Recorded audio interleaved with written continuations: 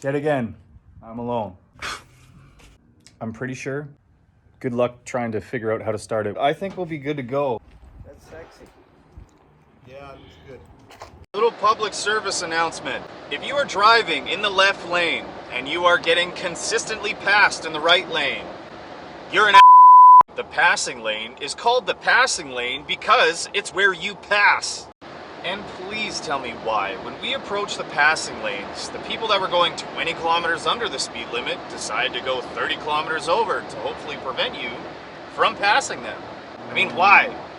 Do you want to keep me behind you so I can continue to see how dumb you are? It's not for you. It's not the lane you're living life in. Live it in the right lane, or better yet, the lane that's a little steeper on the other side. On that note, if you drive a white BMW, you're probably an Ugh. So here's an example of when you don't think ahead, how it can make things super difficult. Also an example of how frustrating it can be when other people are doing things that don't think ahead. And you're the one that needs to fix it. Basically, the bracket for the shifter is right here. Well, surprise, surprise, it moves back and the bucket goes down. So when you go underneath here,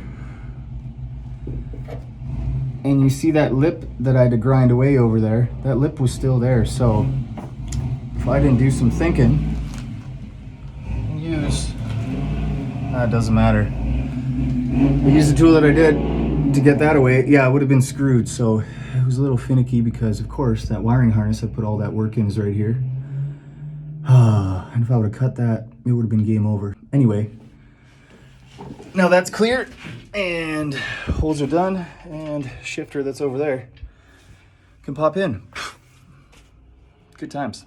Okay guys, this is a big one. Here I am at my boat builder, and yet again, I'm alone all day.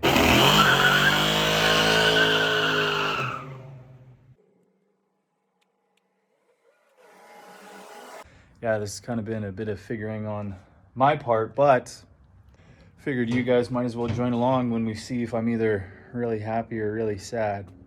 Engine's in, everything's hooked up. I think, I'm pretty sure. I haven't plugged the key in or even turned the battery on or anything like that. But hey, you know, let's go see what happens together. Anyway, walk you through before we do that. I had to get my relay back in, got the battery hooked up, all the wires back in with that extended harness that, oh my God, if I did something wrong with that. But we'll find out. All the plumbing's in. I still need to do, obviously in order to run it, need to put clamps on, that kind of thing. It's hooked up enough where I just want to see if it works. So with that said, to start this thing, good luck trying to figure out how to start it once I'm done doing all my switches and everything. But right now we got the main battery switch right here. So we're going to turn that on.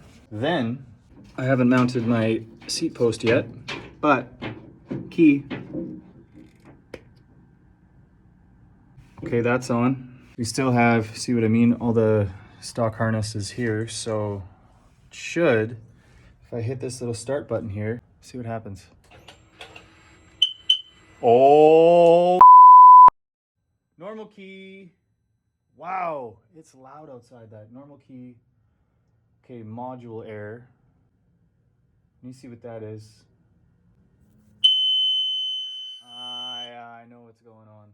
OTAS. So I already know that OTAS, it's for the reverse, which I'm obviously not using because I got my shifter installed right here. So this is my shifter, nice billet shifter. So there's reverse, there's forward, and that's working in the back. What must be going on here is we got the throttle and then we got the brake, and we still have the controls, but we don't have that module. So yeah, I guess we got to plug that sucker in. Oh, and we're out of gas, but that's because we don't have gas. But holy shit, I honestly think after that, I think we'll be good to go.